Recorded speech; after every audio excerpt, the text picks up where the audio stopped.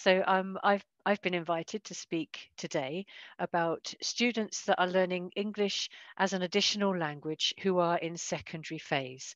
I represent Hampshire MTAS, that's our Ethnic Minority and Traveller Achievement Service.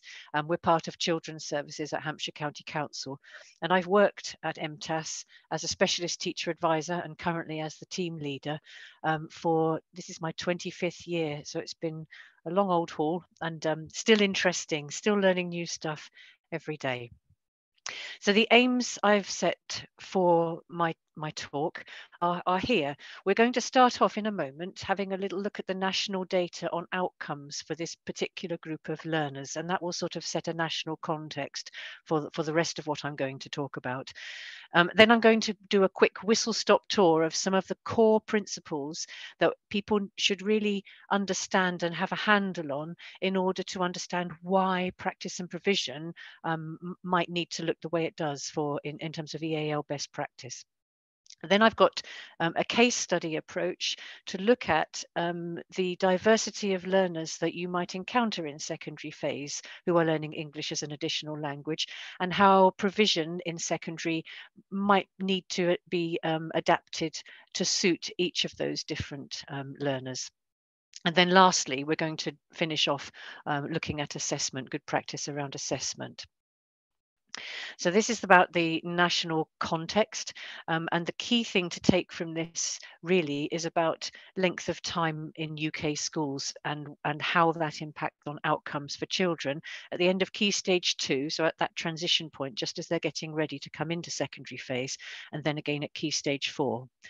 And it isn't really rocket science, although some academics in a very tall ivory tower were paid quite a lot of money to tell us that the longer you've been in school in the UK, in English medium education, the better your outcomes are going to be. So the graph we're looking at here, this is attainment at the end of Key Stage 2, and you can see along the bottom the different year groups. This is the graph that shows along the bottom, you can see the starting point for children. So children who start in year R, that's that first very tall red bar, and then children starting in year 1 and year 2. These are children joining schools from overseas who have got English as an additional language. And up the side, you can see the percentages of those children who attain the expected standard, which is that blue line that goes across towards between 60 and 70%. So what the slide is really telling us is that if you joined school in reception, by the time you get to the end of Key Stage 2, 68% of those children will exceed or meet the national standard there at Key Stage 2. Then if you join in year 1, you can see the bars are not as tall and the attainment is dropping off. And children who join in year 6, who don't have an awful lot of time before their SATs, only 18% of those make the national standard. And to me, this was not really rocket science, because it does take time to learn a language to the standards that you need in order to be successful in assessments in schools. Now, how does this play out in Key Stage 4? Here we have got the Key Stage 4. So again, we're looking at children who've started in different year groups all the way up. So if you start in primary phase, what this is telling us here is that the outcomes at the end of Key Stage 4 are pretty favourable. This is the attainment 8 scores that we're looking at. But starting, if you look at the children joining in year 7, year 8, year 9, year 10, you can see that tail off, and joining in year 11 is not really terribly advantageous for many of those learners. The real problem that this causes for learners of English as an additional language is suppressed results at Key Stage 2 and again at Key Stage 4 can impact on the options open to you in post-16. So it may not be that the child really, their attainment would have been low had they been here all along. They were just disadvantaged by lack of time in the system, and their grades suffered as a result of that. And that meant that by the time they were transitioning into post-16 into college, their options would be restricting. So the system sort of it adversely impacts on learners of EAL, and that's a national picture. Right, we should be now on core principles, and these are just a couple of things that it really helps if people understand in relation to their learners of EAL, the importance of the background information, knowing your learners, and then a couple of things about how long it takes to catch up, and the EAL acronyms BICS and CALP, and I will explain what those mean when I get to that slide. Now, like with all learners, each learner of English as an additional language is unique, and the cohort represents a whole range of experiences. Some of our EAL learners are born here in the UK, but in their families and their home lives, there might be other languages going on there. Others come as international new arrivals to the UK. Some children will have no specific learning difficulties. You can see a bit lower down on the graphic there. Others will come and have not only the EAL associated needs, but they will have additional special educational needs as well. And you have to think about catering for both sets. But there's a whole spectrum of experience. We've got children in our schools who've had full-time uninterrupted education wherever they've come from until the point of arrival here. And we've had others who have not been to school at all and fetch up in year 9, having worked as goat farmers in the hills of Afghanistan, for example. So there's a whole diverse range of children and young people coming into our schools who are trying to access the curriculum and at the end of it all, move on to college and post-16. So it's really important in the early stages when you first acquire these children into your setting that you find out the detail about their background. Part of that, it's really good practice if you assess both their first language skills and their skills in English. And you can assess a child's first language skills even if you don't share that language. There are still things that you can do that will tell you about that child's ability to speak and understand and to read and write. And the reading and the writing are critical because they make a really big difference in the catch-up timescales, as we'll see shortly. It's also quite important to get the baseline, their starting point in terms of what they can do in English, in their listening, in their speaking, in their reading, and in their writing, those 4 different skills. And very often you'll find a spiky profile. So children often can understand more than they can say, and they can read more than they can write. They're not necessarily reading with full comprehension, but the act of reading out loud will be in advance of what they're able to produce independently in their own writing. So they very often will have a spiky profile like that. Not only are there language differences that they're contending with, there's also the impact of culture on young people. And those who've been schooled in a very different system will have to get used to the approaches and the pedagogical approaches in our classrooms here in the UK. So it might be that children are used to an education system where they sit in rows facing the front and the teacher teaches from the front, and the teacher teaches the questions and they teach the answers, and the children learn to recite those or repeat them back parrot style. And in some countries, that is the system. And if at the end of the school year you are successful in regurgitating all that stuff you've been taught, then you will pass the year and you will move to the next class. But if you're not a good learner, if that's not the way that you learn or retain information, then you will repeat that year. So children come with very, very different educational experiences. Or if it's not the children, it's often their parents who may have gone through those kinds of experiences. And it might be the parents who don't really understand how things work here, but they will know that there are differences. They just can't predict what those might be. We have to be very, very careful with our learners of English as an additional language and the use of standardized tests, because anything like that, standardized tests are norm referenced on a monolingual population, and they just don't tell you quite the same things about your EAL population as they might be telling you about monolingual learners. And that applies even to the non-verbal bits on CAT tests and things like that. So it's just, if you have to do the tests, just be really careful what you do with the results of those tests, and don't assume that a low score on tests like that means that that pupil doesn't have perfectly good underlying academic potential there. In the early stages, a silent phase is quite normal, and it tends to be more prevalent in children who are naturally shyer and more inhibited socially.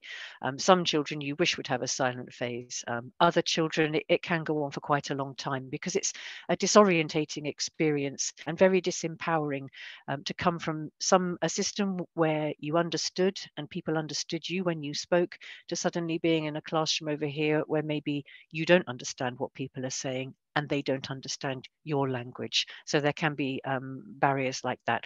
But people shouldn't worry about silent phases. Very typically, it's just a matter of time and confidence building before those learners will find their voices. And then over time, it's really quite important to assess and track progress, progress in acquisition of English. So less so the focus on maybe the academic in the early stages, but the progress through the earlier stages, from very few words maybe all the way up to full fluency in your use of English across a range of academic subjects. That's a long journey, and people need to be keeping an eye on that and making sure that their students are making progress and that they are planning their lesson delivery and all the support that's going in to ensure that the next steps can be taken and that those pupils are supported and scaffolded throughout that long journey. Right, here's a couple of key points that we can take from the research. Normally, people, when you ask this question, lots of people think it's an advantage to come when you are younger into the Year R classroom, where it's all learning through play and it's rooted in concrete experiences. But actually, what we know is that it's more advantageous to come when you are older and your first language skills are better developed and you have literacy skills. Shortly, here we go.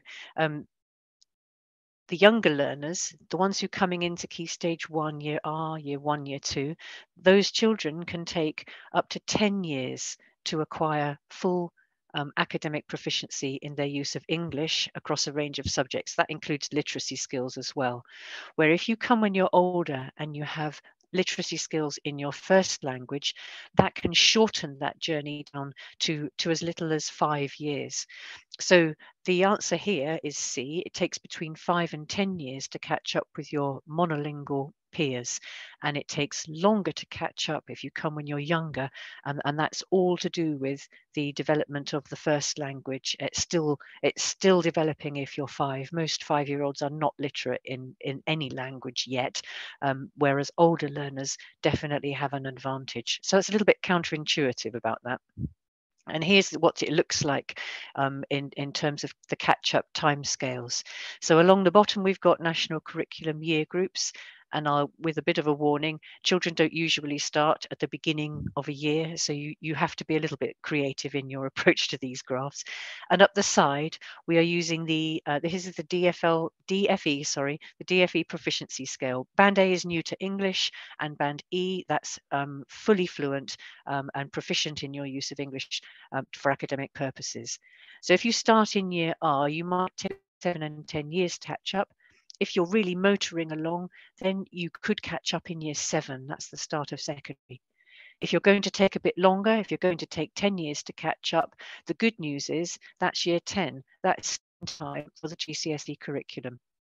You can see in Year 1, that's the 2 purple lines, and in Year 2, those are the yellow lines. And starting in Year 2 and being on the slower trajectory, you just about make it in time for your exams.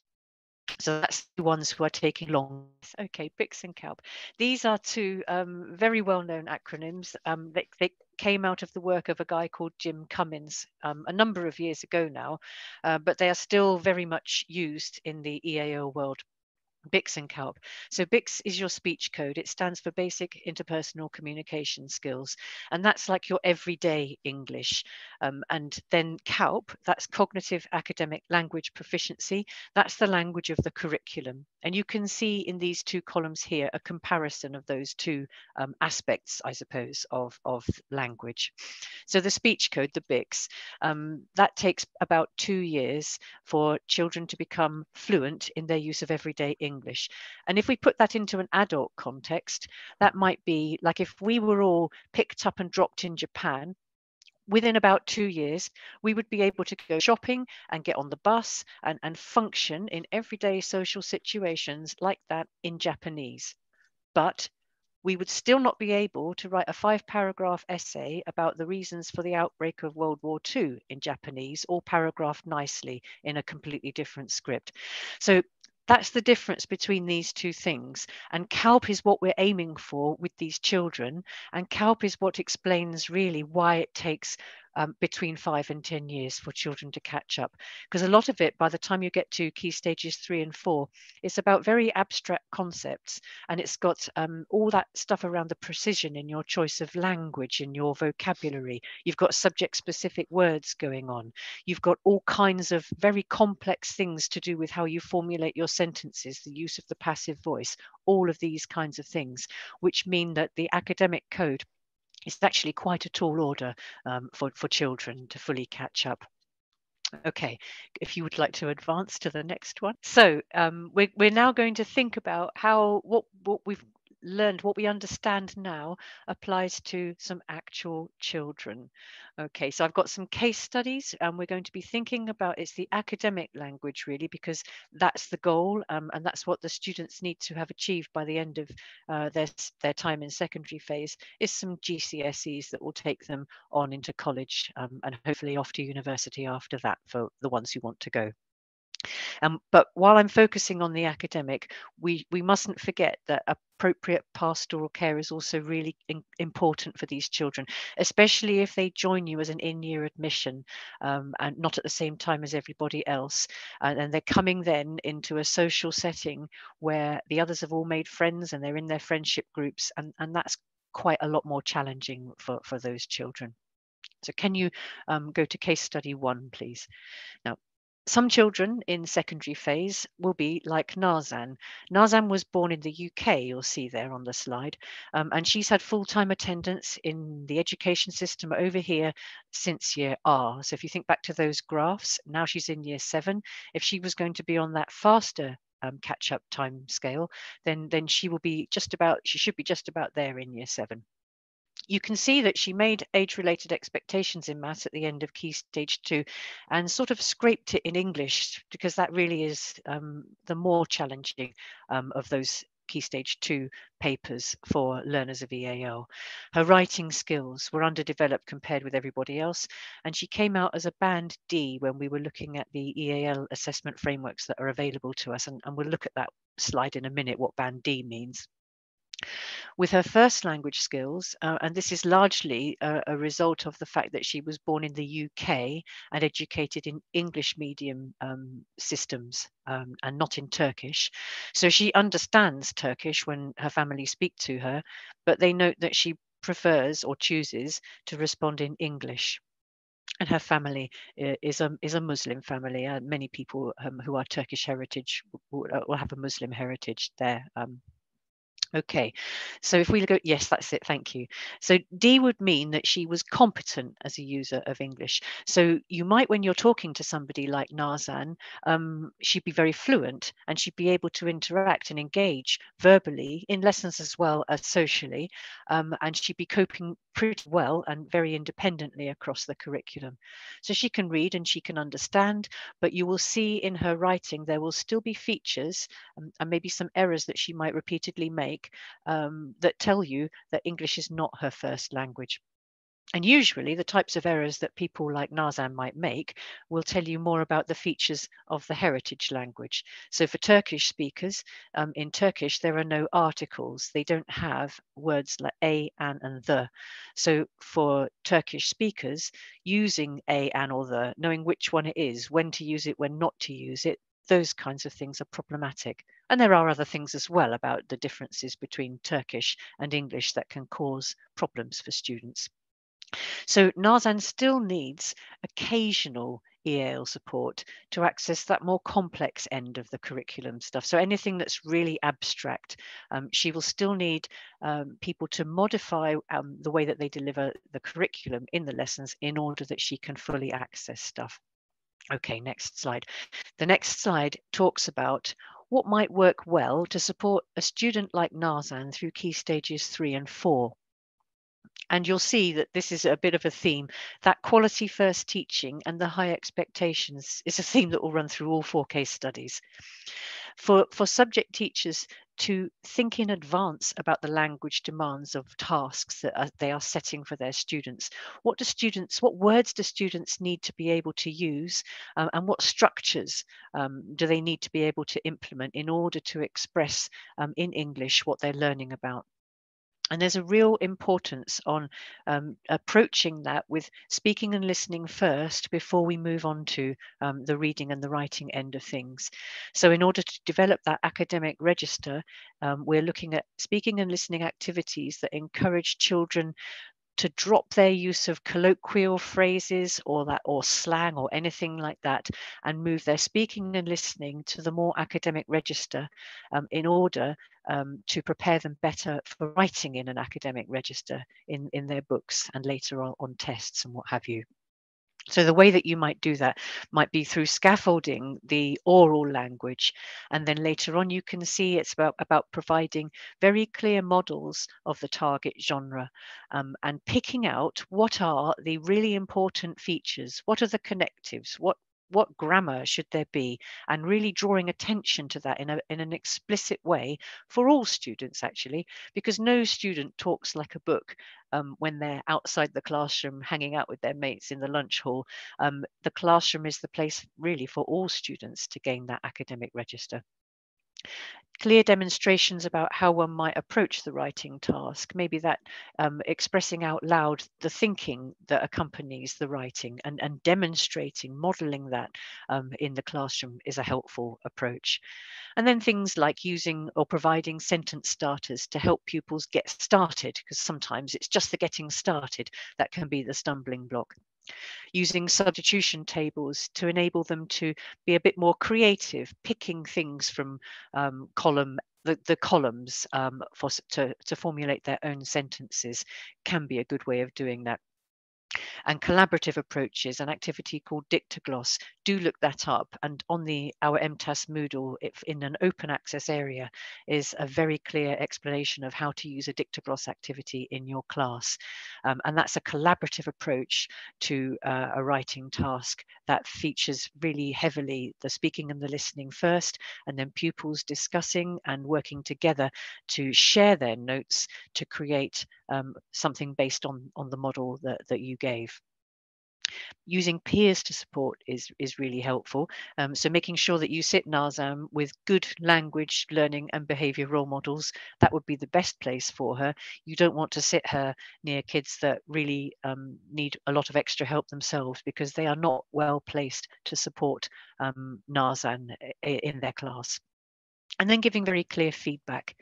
And with a child like Nazan, we already know that there are some wobbly bits around her grammar in English. So it might be that she's ready for a bespoke grammar checklist. So if you knew that it was articles that slipped her up very often when she was writing in English, you might work with her to highlight where those errors were in a piece of her own writing. On a photocopy is kinder than just doing it in her book.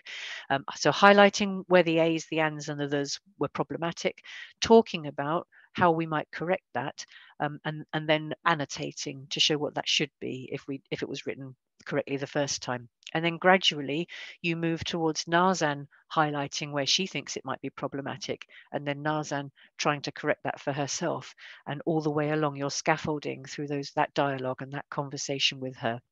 So that way, the grammar teaching is hung on to her own expression in English and things that are meaningful to her, not some abstract grammar worksheet that you might have found on the internet, but actually linked to something meaningful and relevant to Nazan. And then there may be some considerations relating to her faith, especially as she hits puberty. There may be things around the need for modesty, and it might be that she starts to observe a fast during Ramadan, those kinds of things. So people might need to just be mindful of those. Oh, that's that in the corner then, for new vocabulary. This was a technique that's from a secondary school. The teacher uses I say, you say. So they say the word, then the students say the word. So you practice, that's all the students, not just Narzan. You wouldn't want to do that to your students. The teacher says, the students say, and then we discuss what that word means. And then the teacher models the use of that new word in a sentence. So we've now given it a context and shown how that works with and the other words that might co-occur around it.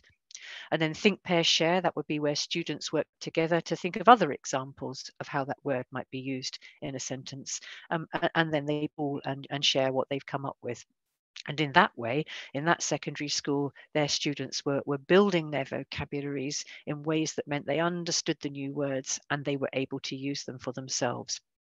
Slide 18, please. And let's hope it moves on. Less effective things. So this is the stuff to avoid. Undersetting or low expectations. So just because Narzan came out at the end of Key Stage 2 with a lower score in the English part doesn't mean she's not perfectly capable of continuing to make progress in her writing and boost that standard up to the same as her monolingual peers. So putting her in a low set because her Key Stage 2 SAT result was a bit dodgy, it would not be a good idea. It's neither is it a good idea to withdraw Narzan from any part of the curriculum to try to teach her grammar in a decontextualized way or to focus on some sort of language learning program. She doesn't need that. She needs to be in the classroom because that's the language that she needs to learn, the language of the curriculum. And it would be really a bit daft with a child like Narzan, who isn't literate in first language, to try to recommend strategies that hinge on using first language. So that would not be a very good idea either. Neither would it be a particularly good idea for Narzan to be encouraged to do heritage language GCSE because she hasn't got literacy skills. She would be starting from scratch with all of that. And we'd be very lucky if by the end of year 11, on her own, she had managed to achieve a standard that would give her some success in that exam.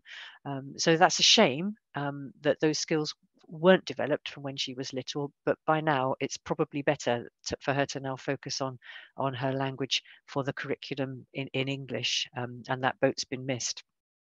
Okay, let's have a look at Philip. Now, you'll notice here Philip is in the same ethnic group, White Other, WOTH, as Narzan, but they're very different kids. And really, I've picked out that because White Other, the box that we tick when we ascribe, hides a huge diversity of children, and Narzan and Philip might both have ticked that box, but you can see they're very different. He is Polish heritage, and he went to school in Poland before the family came to the UK.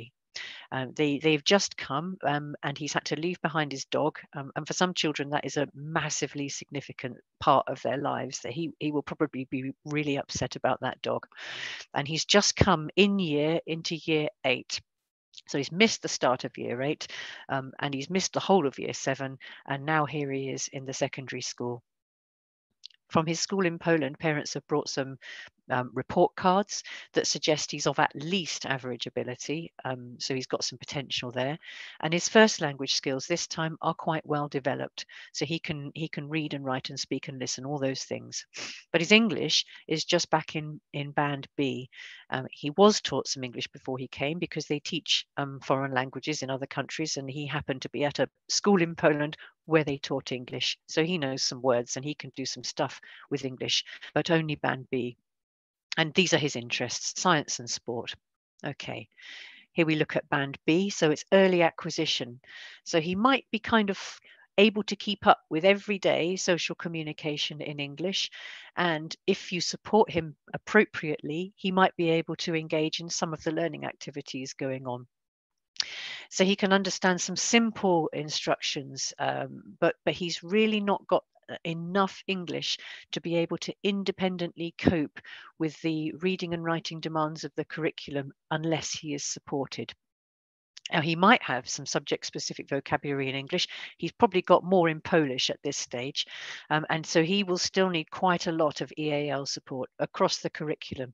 So that's all subject teachers need to be thinking about how to help Philip access their lessons and scaffolding and all of those things. Okay, let's look at what that might look like for him. So just like with Narzan, the environment he needs to be in involves access to quality first teaching and high expectations. So it's everything the same as Narzan.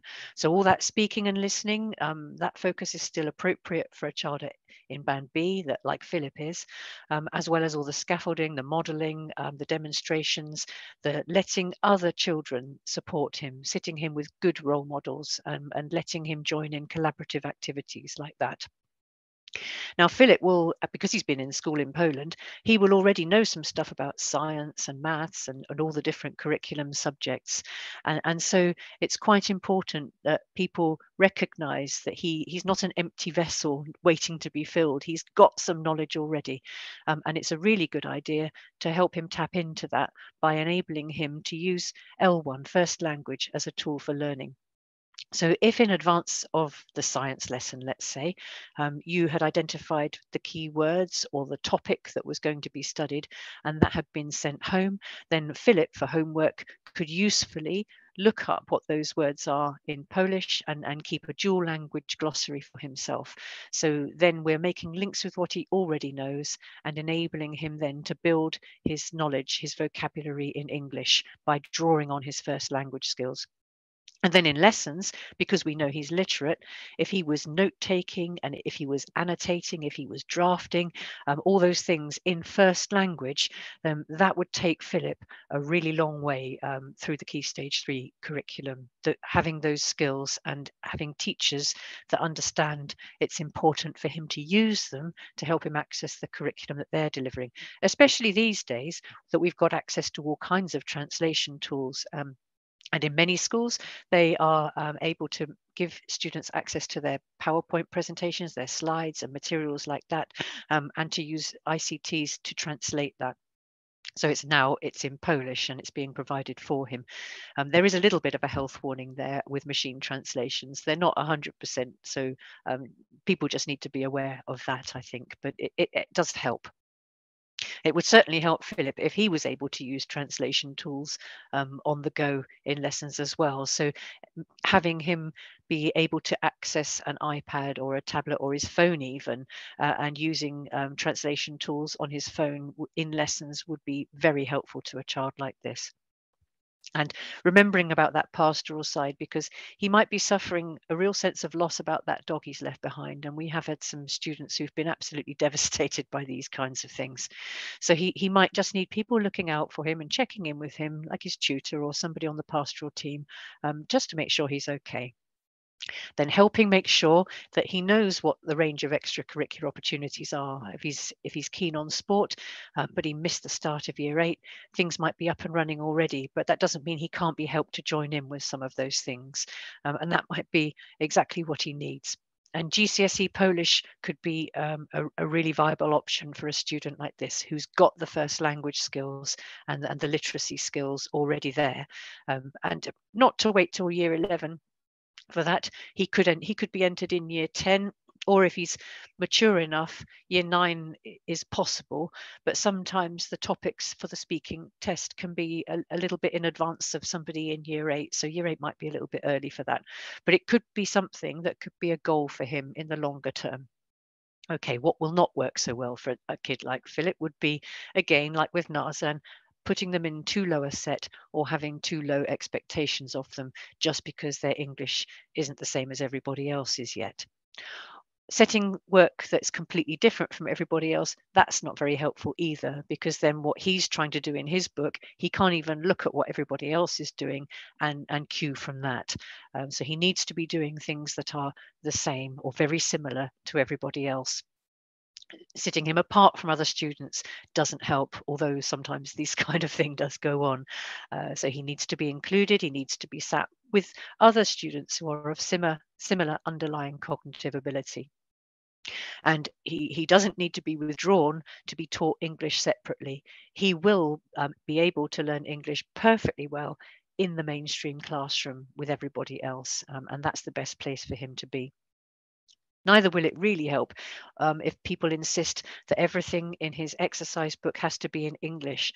For a student like this, it would be really lovely to see Polish in his book, and gradually the amount of Polish might reduce over time and the amount of English might increase, but there should be some Polish in his book, because then when he looks back at that content and back at that output, it will still be meaningful to him if he's written it in Polish, where if he'd only copied in English, it might not be so accessible or so relevant to him later on. And it would also not be helpful at all to be difficult about how he accesses translation tools. I know it's a real issue in some secondary schools where they've banned children's mobile phones, but in others where they allow children to have access to their phones, students like Philip can just quickly get the phone out of the pocket, use the translation tool he's most familiar with or most happy to use, and just get on with his lessons like that. So that would be less effective practice for Philip. Now here we've got Aniko. She's come much later from Hungary as an in-year admission. Now, her date of birth suggests that we should be putting her into year 10. She's got really good first language skills in Hungarian and English at about a band C. She's strong in art and music, and she likes history. Now, the thing about the year 10, there would be sometimes in secondary schools, people consider, should we back year this student? So their English is not like, it's not in band E, she's not fully fluent. Would it benefit this student to put her back into year 9, or should we stick with the correct chronological year group? Now, band C, developing competence. So she's participating, she's building her independence as a learner in lessons.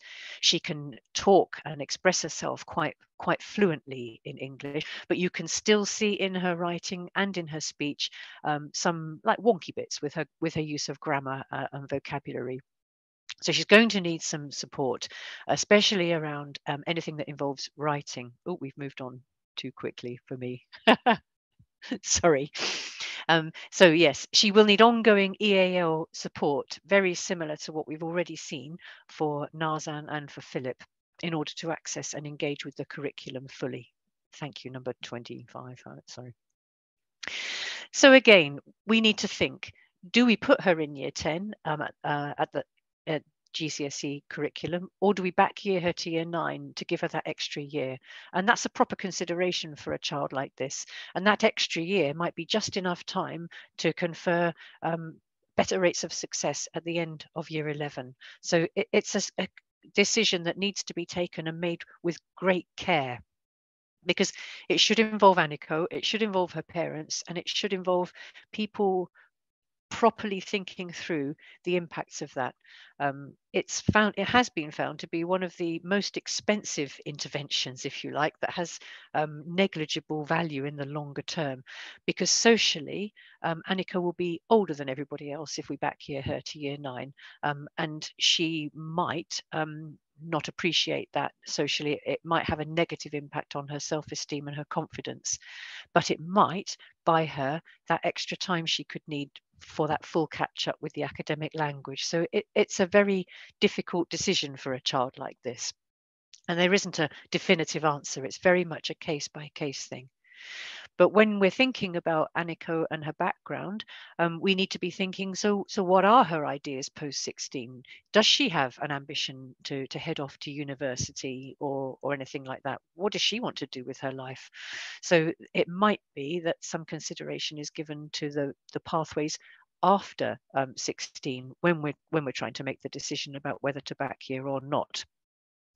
It might be that one way of keeping her in year 10 could be to drop an option or double up on, for example, a maths or a science subject. So she might go to year 10 and year 11 maths, double up on some of the content like that, and have that option dropped to relieve the pressure a little bit and to give her the time and the space to focus more on the subject she really will need.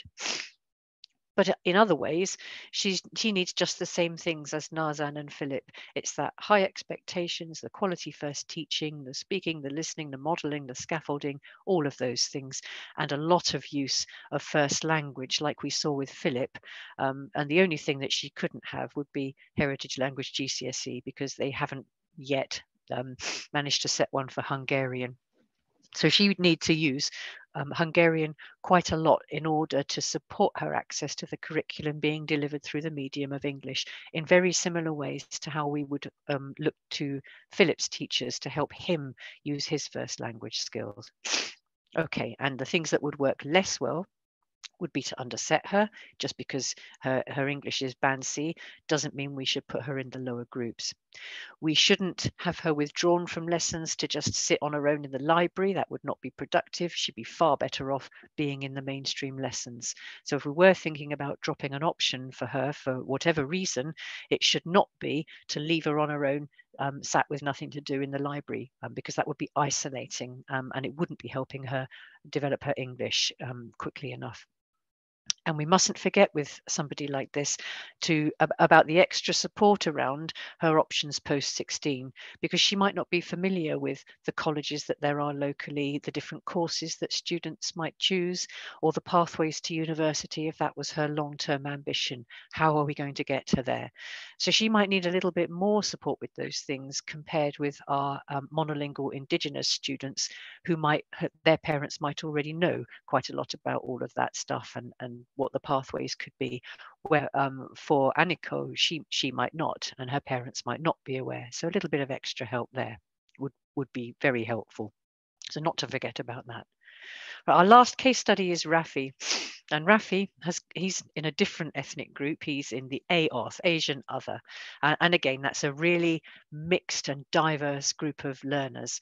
Rafi happens to be of Afghan heritage. And he's come to the UK as an unaccompanied asylum-seeking child.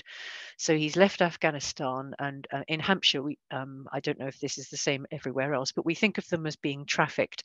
And so he's made this journey on his own to the UK, and it's taken him about 9 months. So some of it he has walked, some of it he has been on the backs of lorries, and all sorts of different bits of the journey, legs of the journey that he's undergone. And along the way, he has slept rough, he's had to work, he's had to beg, all of these different experiences. And that makes him very different from most young people in year 9, just before he's even started. So he's come into your year 9 as an in-year admission from Afghanistan, having had very limited access to schooling, which is something that we encounter a lot in Hampshire with our unaccompanied minors from Afghanistan. So he was working on the family farm and he was tending goats, and there wasn't a school, and so he didn't go. His first language is Pashto, and he can speak and understand Pashto pretty well for a child of his age, but he doesn't have an academic register because he hasn't been schooled in Pashto, and he is not literate in that language. He can write some of the letters. It's a bit halting because his mum taught him at home, so that was the extent of his move towards becoming literate. And in English, he's in a band A, so he's right back at the very early stages. But he loves sport, and he's very good at cricket. And he is a practicing Muslim. And when we meet these young people, we often ask about the surah, because he will have been to the madrasa, the mosque school, to learn about the Quran. And some of those young people will have learnt quite a lot of the surah, the verses of the Quran, and they'll be able to recite them in Arabic. But here, Rafi hasn't managed to learn very many. He's only managed to learn to recite a few of them, and he doesn't really understand what it is he's saying. And that's fairly typical as well. So to be able to recite, but with no understanding of what that all means is quite common. So Rafi is in band A, so new to English. So he might have just a few words that he might be able to say hello and ask, how are you? But you can't really hold a conversation with him yet. And he's certainly not able to access and engage very easily with the curriculum content. And that's not only about his English, that's about this massive experience gap that he will now be going through compared with all the other learners in his class. So he will need a great deal of EAL support, and that will be people will have to think very carefully about that, because now we can't just give him a paper dictionary and expect that will be fine, because we know that he doesn't have literacy skills in first language. So it's going to be challenging. So what would work well for Rafi then? we have got the same as everybody else. It's that quality first teaching and the high expectations. That's the environment he needs to be in. And all the other things we talked about for the other 3 case studies. So it's the speaking and the listening, it's the modeling, it's the repetition, it's the being supported by his peers, it's being involved in collaborative approaches, all of those things.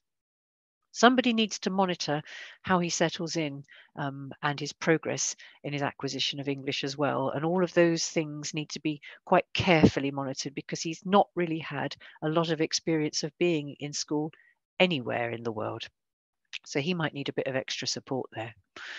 He's going to need to be taught how to read for the first time in English. And that really should happen in withdrawal because you don't want that going on with everybody else looking in and making comments and judging Rafi. So that needs to be done with some sensitivity and in withdrawal and not using materials designed for really young children. Rafi needs stuff that is age and interest appropriate to tackle that journey to literacy in English for the first time.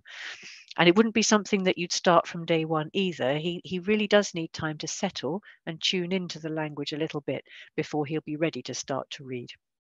But so somebody needs to take that on and make sure that he acquires some literacy in English. So we need to be really careful about his maths. He will be able to do some stuff in Pashto. He will be able to count because that would have been a useful skill to him back in his life in Afghanistan. But there will be gaps. It's very unlikely that he's ever encountered trigonometry, for example. So there might be some careful need for subject teachers to be thinking about how do we backfill those gaps?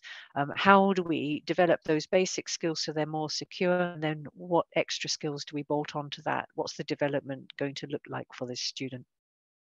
He will need to use some first language. If you've got other children who share Pashto as a first language, they would be quite helpful as a support network for him, or interpreters, or other ways that don't rely on the literacy skills. So he might need oral recording devices to record his thoughts and his ideas about something in Pashto so he can listen back as a scaffold to moving towards building literacy and output in English. But that would be the way to go with his first language. And peer supporting class, that's the same as all the others. And those different approaches to recording learning. So to expect him to be able to write at length in any language would be a bit of a tall order. So we need to be a little bit more creative and flexible in how we are prepared to accept him recording what he's learning about at school. And it might not look the same as for everybody else. And he might not be able to cope with the demands of GCSE across a range of different subjects, but he might be able, in the 2 and a bit years that you've got him, to take some different qualifications.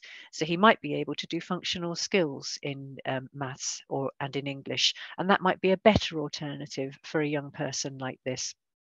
Sometimes schools have bought into ESOL provision, and students like Rafi have spent part of their time on roll in the school, attending there, and part of their time following an ESOL provision in a local college. And that has worked well, and it's also supported them to transition into college at post 16. Finding out what are his views and trying to take those into account as best you can, that's also helpful. So we had one school where they thought, oh, well, we'll just get them into college, they can do motor vehicle maintenance.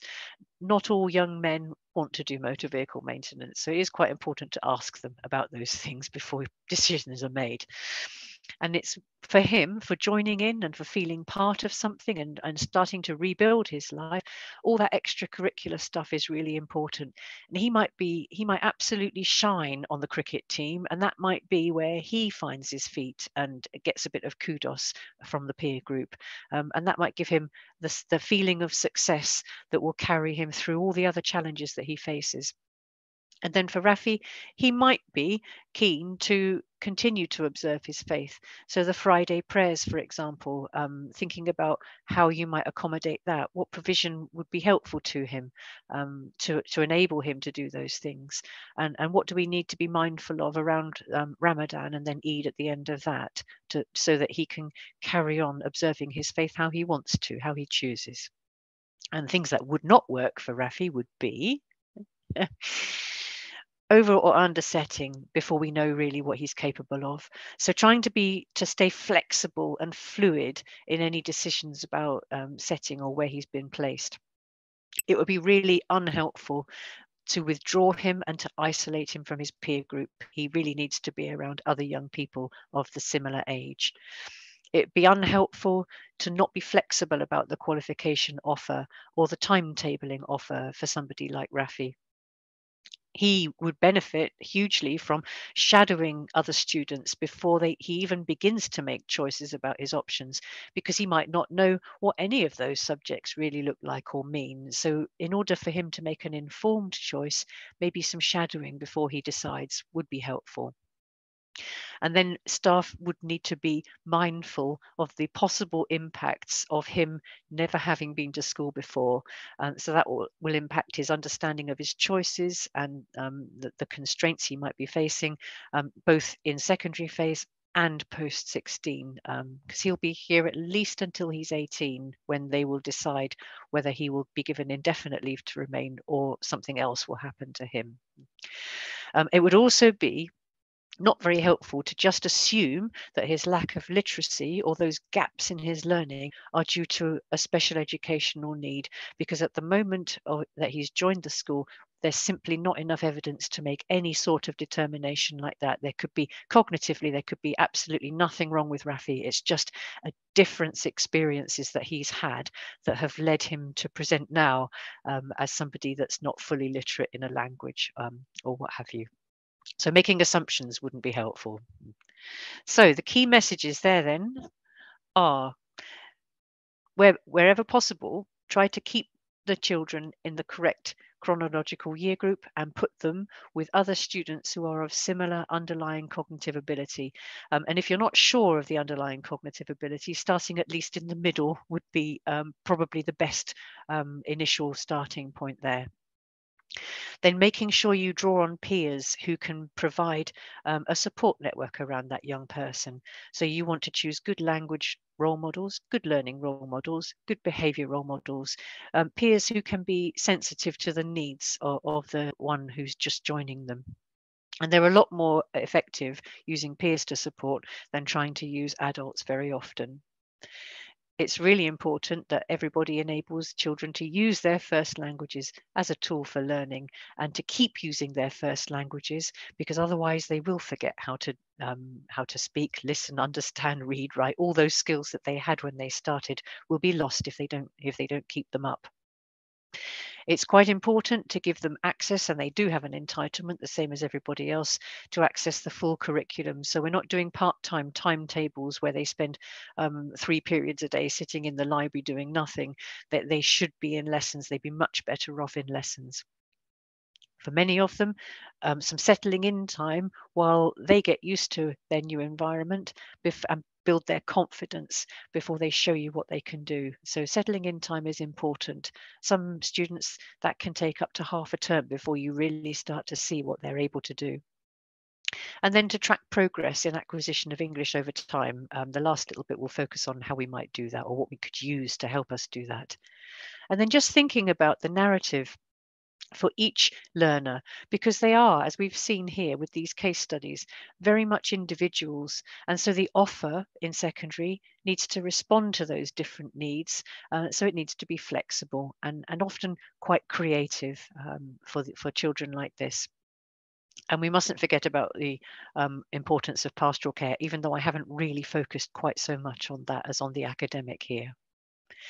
So children with the first languages, the better developed a child's first language skills are when they join, the more successful they are likely to be in acquiring an additional language. And here, that largely means English. So good first language skills over time and appropriately supported, their English skills will end up at a comparable level. They can, even if they're isolated and they're the only one that has that language, there are always ways of helping young people to draw on their first language skills to help them access the curriculum. And if they carry on keeping up those skills, that opens doors for them later in their lives as well, all kinds of different doors. And you can see there, that's a translation of an exam text into, I believe, Polish. So children who are literate, there are resources like that that mean that they could understand Hamlet, Macbeth, or Romeo and Juliet because they've read it in first language. And then all we're doing is translating that knowledge and that understanding into English in the classroom. Okay, thank you. There's quite a lot on ICT. I'm not going to spend very much time on this, but different ways of using ICTs in the classroom include you can get first language subtitles on the YouTube clips for nothing. It's quite easy to do.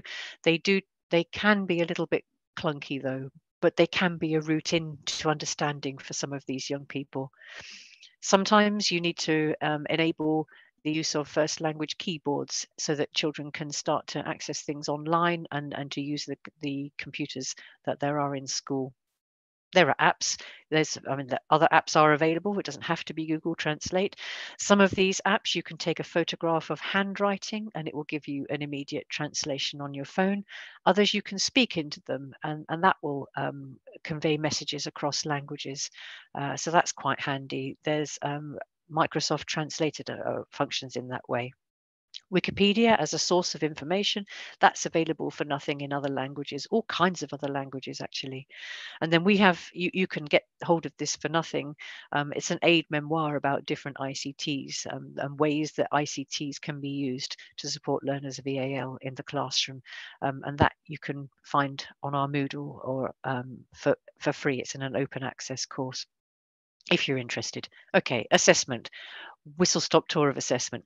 So that DFE proficiency scale that we were looking at for the case studies, that's quite a good starting point for people that are not so familiar with EAL.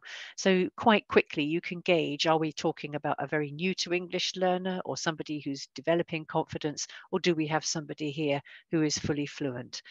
So it's a starting point, but it's not very fine-grained or detailed, and so it wouldn't be sufficient for tracking progress over time. Now, in Hampshire, we use BEL. Other assessment frameworks are available, but BEL is free and it's readily available. And there's a secondary version.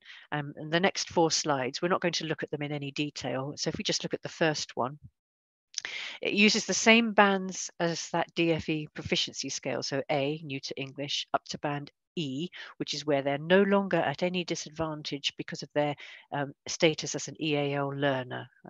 And this describes the full journey. So in each of the bands, the ones near, there are 10 descriptors, and the ones near the top, 1, 2, and 3, those are generally a bit easier than the ones at the bottom, numbers 8, 9, and 10. And then you move into the next band along. So it describes the full journey. There's listening, speaking, yep, and then there's a reading descriptor, and then there's a writing descriptor. And the idea that this is also available as an online interactive kind of tool from BEL. So if you want to print it out, it looks like this, but the online interactive tool, you can key in bits, observations about your student, and it will instantly tell you some strategies that might help to support them. So we recommend it because it's so easy to use. But all of these tools and the BICS and the CALP to some extent, yes, if you move on, encourage us to think about language learning like it's a sort of linear journey from just a few words, band A, all the way up to band E, nice straight line. But actually in real life, if you click this meant to be an animation on that slide, will it work? I bet it won't work. I might not be able to, I'm sorry. Yeah. I totally get you. That what should have happened when we click is that you'll see it's a very bumpy road. There are pitfalls. There are times when children really motor along and they make really rapid gains, and then other times where they seem to stall and plateau. So although all of these sort of assessment frameworks encourage us to think of it like a nice, gentle, incremental journey, in real life, it's really not that simple. It's a lot more bumpy and varied a route. And on slide 40, it is also not unusual for students to have a spiky profile. So on the right there, very, very small, but you can see A, B, C, A, B, B. You can see different bands. These are all about the same student, and they're describing different observations in their speaking, listening, reading, and writing that you might be able to make, and judgments you might make, but that show you how varied a student can be in their profile in terms of their English. Okay. And then the last bit, just in case it's helpful to you, because an awful lot of stuff around EAL is now on password protected sites and it's being sold. But this is our Moodle, where we've got loads of things in an open access site. You can get to it from the front page of our website, and the guidance library is where you can find not just things that we've written, but things that we've gathered together from all kinds of different places that you just might find helpful yourselves. So the front page of the website, there's free content that you can get hold of there, and the button that will take you through to our Moodle, where there's loads and loads more stuff. And if you're interested, do have a read of the blog. That's also free and open access. And the most recent one was about children from Afghanistan and Ukraine. And so we were comparing children who've come as refugees to this country and some of the differences in their home cultures that might be useful for practitioners here to understand. Okay, there you go. I think I'm at the end. Thank That you. was a lot of So much, talking. Sarah. That was very informative and lots of great, really practical tips.